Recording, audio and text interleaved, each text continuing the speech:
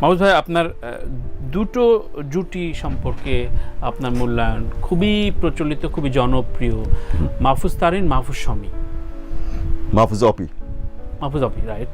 তিনটে যদি আমি মাহফুজ বিপাশা, মাহফুজ বিপাশাও আছে, মাহফুজ শমী ও শমী তারিন, অপি। তিশা ফেলতে পারবো না, তিশাকে ফেলা যাবে না। ও মাই গড, অনেকেই আছে।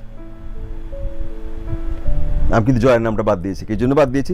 মাহফুজ জয়া কাজ কম করেছে, যদিও জয়ের প্রথম নায়ক। কিন্তু প্রথম চারটা কিন্তু আপনি প্রায় মানে মাহফুজ শমী, মাহফুজ তারিন, এই দুটো বোধহয় সবচেয়ে বেশি। তারপরে বিপাশা, তো তিশা, তো এগুলো আসলে শ্রাবন্তী বাদ যাবে কেন? শ্রাবন্তী একটা টার্মে খুব গিয়েছে। তো এই মৌসুম একটা মৌসুম বয়ে যায় তো নাকি ভাই?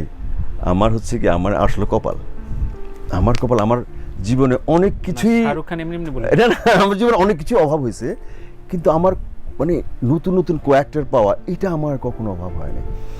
আরেকটা কথা বলি এর সঙ্গে, হালকা কথার পাশাপাশি, আমি মাহফুজ আহমেদকে তৈরি করেছি, কিন্তু আমার কোঅ্যাক্টররা, একজন সমী, একজন বিপাশা, একজন তারিন, একজন অপি, একজন জয়া, শ্রাবন্তী থেকে শুরু করে আমার না না না না না না আমি যখন ওদের সঙ্গে কাজ শুরু করি তখন ওরা সুপারস্টার।